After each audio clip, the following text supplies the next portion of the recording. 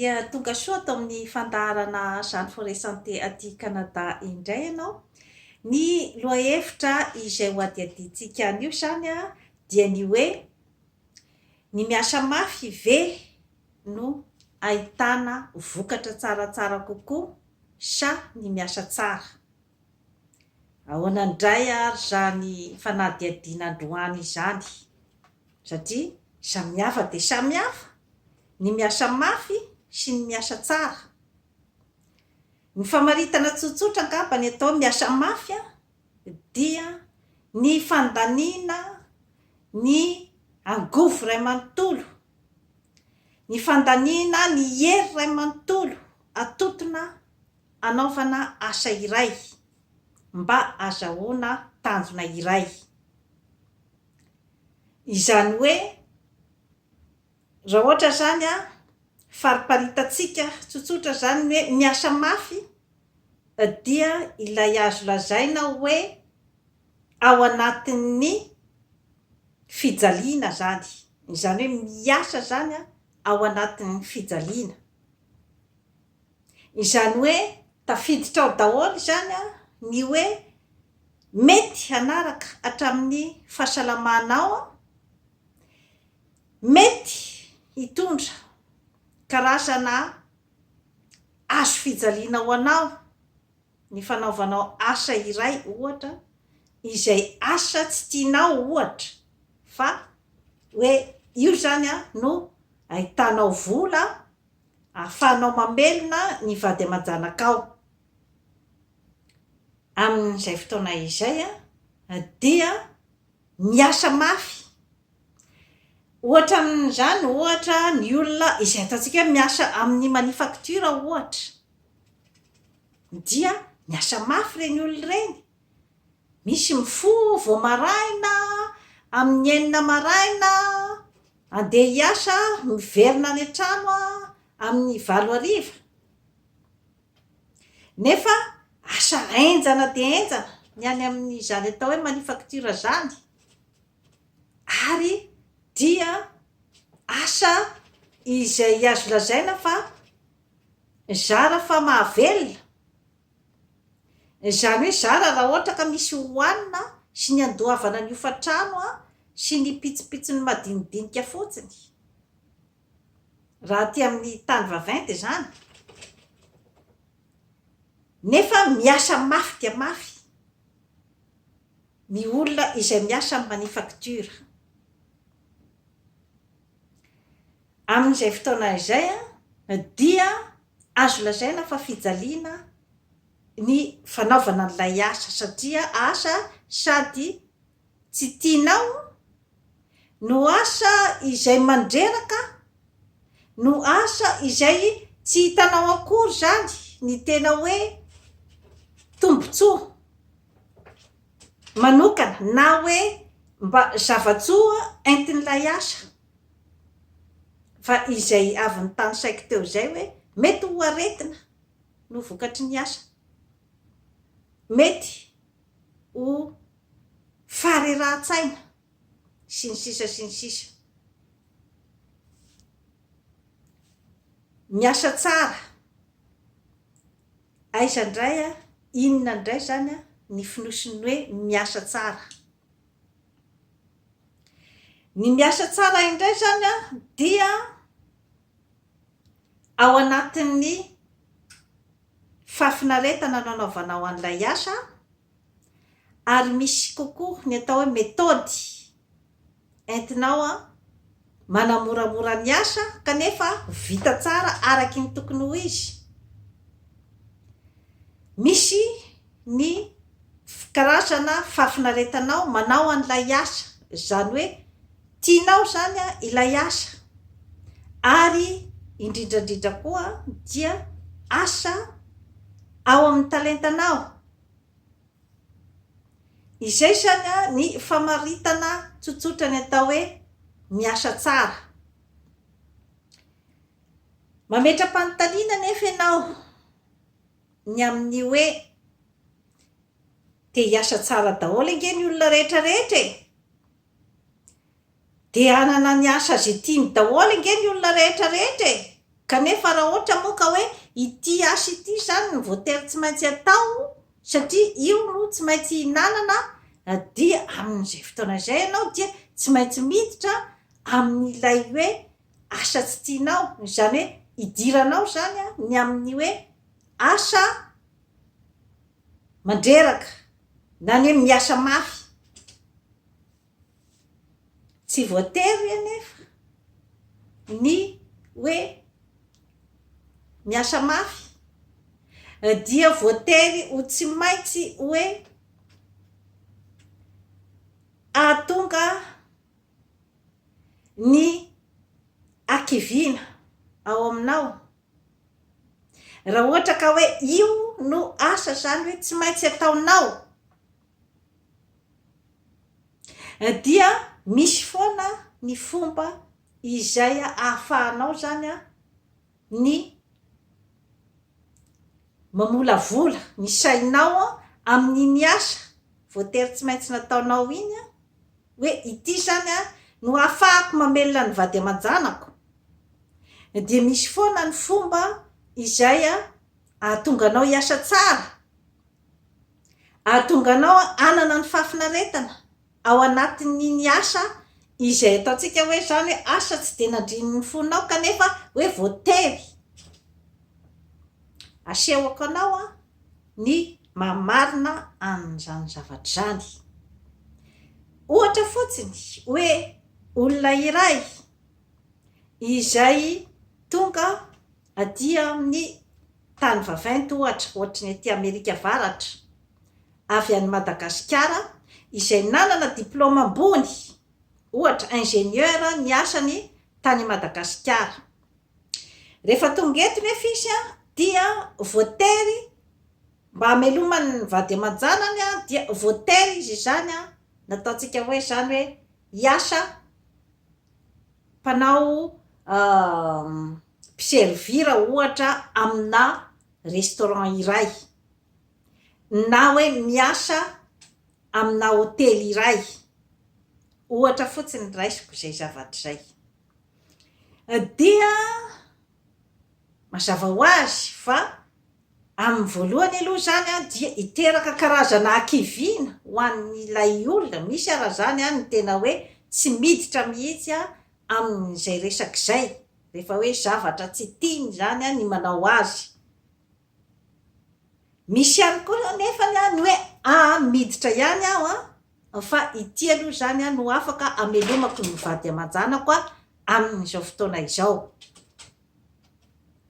Amin'izay fotoana izay dia misy ny teknika izay ahafahanao mahazo fahafinaretana ao anatin'io asa io. Raha ohatra ka mazava tsara aminao hoe inona ny antony nidiranao ao nanao an'io asa io ary hoe inona no tanjona izay tratrarinao nanao an'io asa io na dia asa tsy de tena tianao ara zany, ary inona ny fomba izay ahafahanao mahazo fahafinaretana ao anatin'io asa izay tsy tena tianao io. Dia voalohany indrindra aloha zany rehefa mieritreritra ianao hoe ity aloha zany no asa hitako ahafahako mamelona ny vady aman-janako, efa zava-dehibe izay zavatra izay satria efa misy tanjona zany dia ny amelomanao ny vady aman-janakao. Faharoa manarakaraka an'izay dia raha hainao tsara ny manararaotra ny ataontsika hoe karasana mamolavola ny atao hoe curiosité ao anatin'io asa izay tena tsy voatery tena hoe asa andrininy fonao io. Ny hoe raha miditra ianao zao miasa amina restaurant dia mandinika tsara daholo ny zavatra rehetra izay atao ao anatin'io restaurant io ary dia mianatra tsara ny asa rehetra izay ampanaovinanao ao sy ny fomba fitantanany ny restaurant dia mety hitsiry ao aminao ny hoe mba amorona anao mpandraharaha zany amorona restaurant ho anao ihany koa. tsisy afan'izany koa ohatra ny hoe resaka hôtely. Izany hoe raha ainao zany ny mamadika foana ny zavatra eo am-pelantananao, ny zava-misy eo am-pelantananao anjary zavatra pozitif amin'ny fiainanao dia izay ilay miteraka fahafinaretana. Satria ny fahafinaretanao aminao zany de ilay curiosité tia fantatra hoe ahoana marina moa zany tena fandehan'ny fomba fikirakirana ny atao amin'izany atao hoe restaurant zany, na atao raha hoe ingénieur ny asanao tany Madagasikara, dia ny fahaizanao manana an'izay karazana curiosité izay hoe ahoana marina tokoa moa zany ny fitantanana restaurant raha ohatra ka mamoa restaurant na mamoa hôtely. Zava-dehibe ny fananana an'izay karazana hoe zay no ataontsika hoe zany hoe créativité, zany hoe ny fahaizana mamorona ny ambiance ao aminao arakarak'izay zavatra misy eo. Raha ohatra ka moa ka hoe tena ny andrin'ny fonao ohatra dia ny zavatra ny anaranao, tsy manakana anao velively izany zavatra rehetrarehetra izany ny hoe andeha andalim-pahaizana bebe kokoa amin'ny zavatra izay nataonao, fianarana nataonao, ohatrany hoe ingénieur zany nataonao dia mikatsaka ianao zany ny hoe formation tsaratsara kokoa zany ahafahanao miasa amin'izay zavatra ny anaranao. Ka io tsy voatery hoe tsy maintsy ho postana ingénieur no zavatra hoe tsy maintsy ho katsahanao, fa ny hoe inona ny zavatra zany mifanandrifindrify amin'ny hoe fianarana ingénieur nataonao. Mety hoe formation izay mitondranao bebe kokoa zany ny amin'ny hoe resaka pratika izay ahitanao fahafinaretana satria tao no misy ny zavatra ny anaranao sy ny zavatra nandrininy fonao. Ao anatin'ny karazana créativité daholo izany zavatra rehetrarehetra izany ny amin'ny hoe fahaisana misadapta amin'ny fiainana sy ny zava-misy eo, dia hainao ny mamadika ny karazana frustration na hoe karazana fijaliana anjary ho fahafinaretana azahoanao vokatra ary azahoanao ny zavatra izay tadiavinao amin'ny fiainana. Ka eo zany no mipetraka ilay hoe miasa mafy ve sa miasa tsara, aiza no ahitana vokatra bebe kokoa. Isika olombelona dia mikatsaka daholo ny atao hoe asambarana sy fitonitsaina. Ka ao aminao ao ihany ny fanafody ahitanao hoe aiza no ahitako fitonitsaina amin'ny fiainana. Ao aminao ao ihany no afaka mikatsaka an'izay, tsisy olona hafa amin'ny plasinao afaka ahita an'izay hoe fitonitsaina izay ao aminao. Ka manahirana dia manahirana raha ohatra ka hoe asa izay ataonao mandritry ny androm-piainanao kanefa dia asa tsy ahitanao fahafinaretana, asa izay mampiferin'ainanao, asa izay mampidina ny fahasalamanao ary dia tsy anananao ny karazana épanouissement na ny hoe karazana asambarana, dia mampametra-panontaniana ihany izay resak'izay hoe ahoana no ahitany ny olona iray asambarana sy fahombiazana amin'ny fiainana sy amin'ny zavatra taony, raha ohatra ka hoe zavatra asa tsy tiany no ataony. Mampametra-panontaniana zay zavatra zay. Ka ianao ihany no afaka hamaly an'izay fanontaniana zay, hoe miasa ohatrin'inona no ahitanao fitonitsaina, ahitanao asambarana ary ahitanao ny fahombiazana.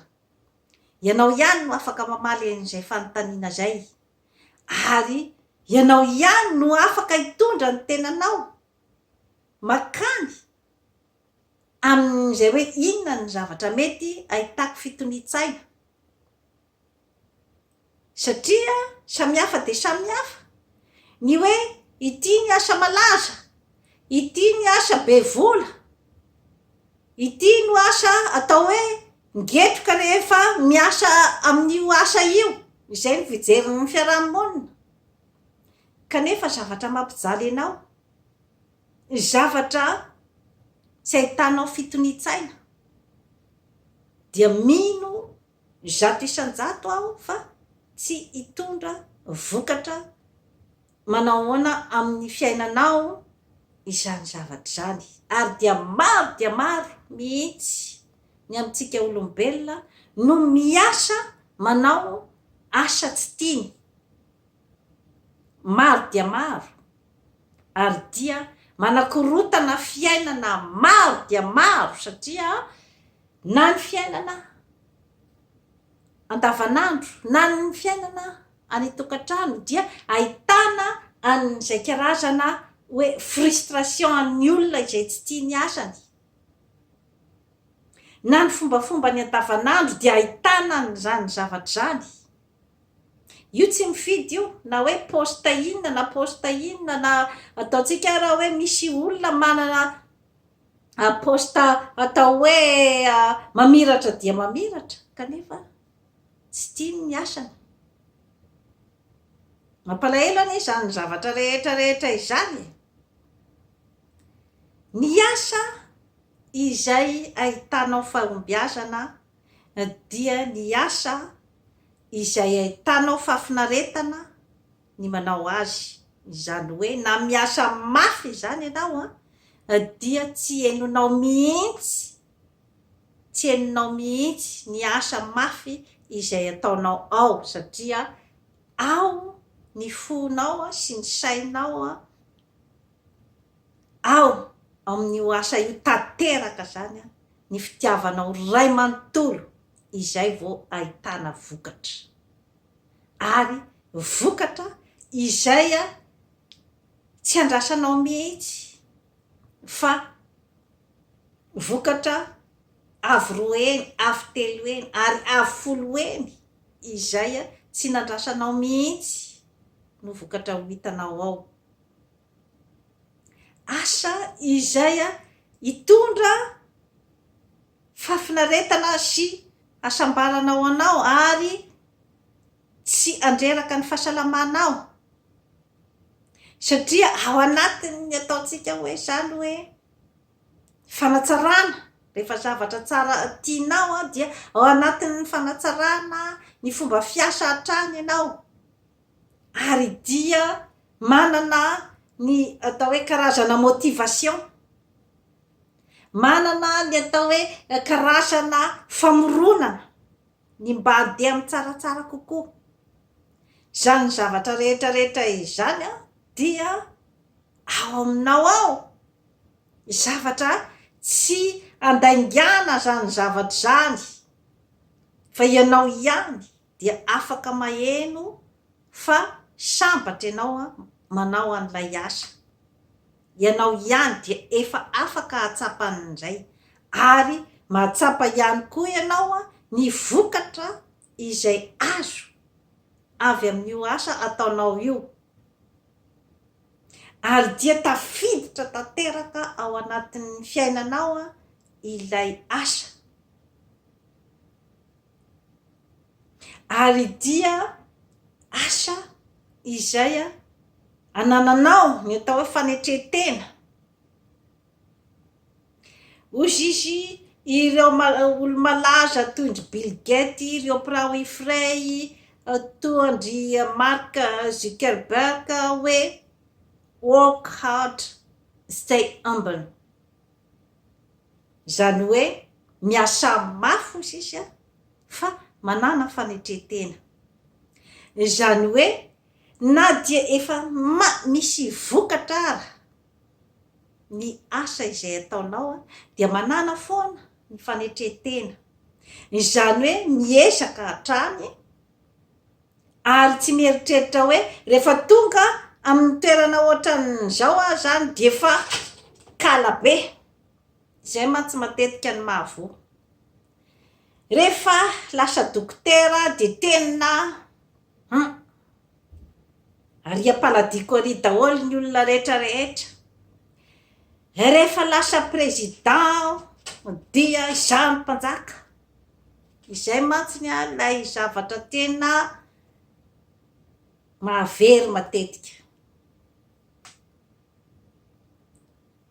Ny ataontsika hoe asa izay ahitambolo-katsoa de ny asa izay tsy mitsahatra ny miezaka, tsy mitsahatra ny mikaroka ny tsaratsara kokoa, ary tsy mitsahatra ny mandeha amin'ny lavidavitra kokoa, tsy mametra tena hoe efa eto aho zao ka dia izao zany no efa ataontsika hoe au top, nahazo doctorat ka dia izao zany no tena efa tonga lafatra, izay matetika ilay mahavoa.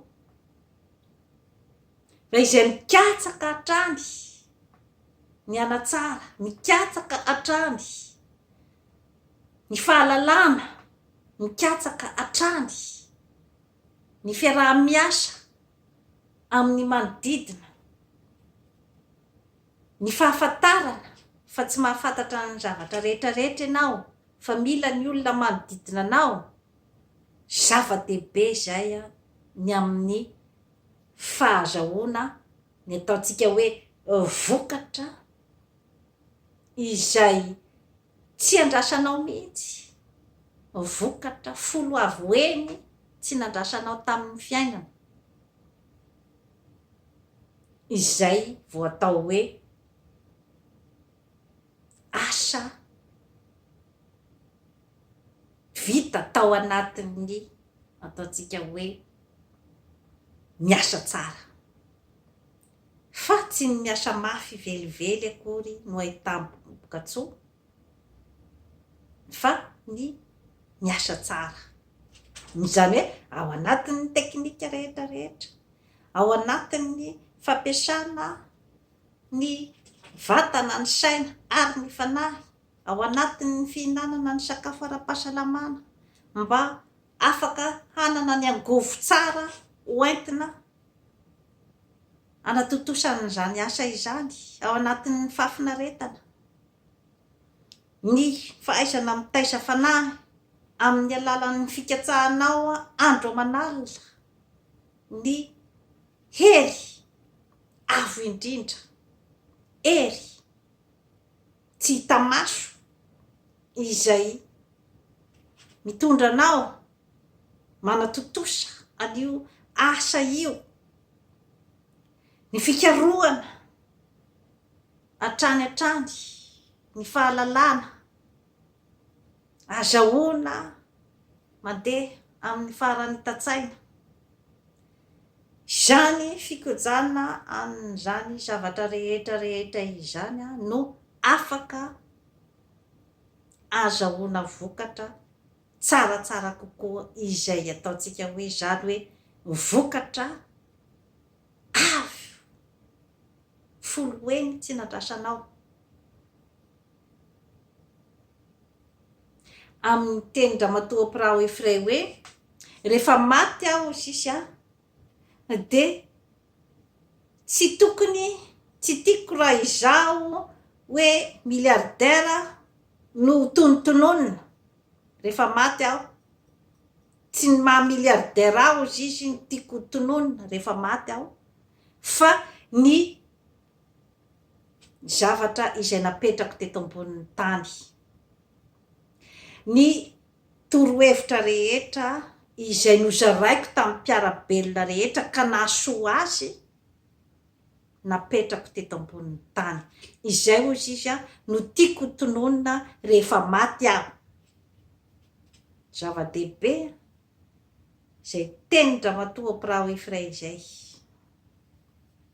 Izany hoe tsy ny mahamiliardera azy ny zava-dehibe aminy, fa ny zava-bitany nahatonga azy tamin'izany toerana izany, ary ny zavatra nentiny teto ambonin'ny tany.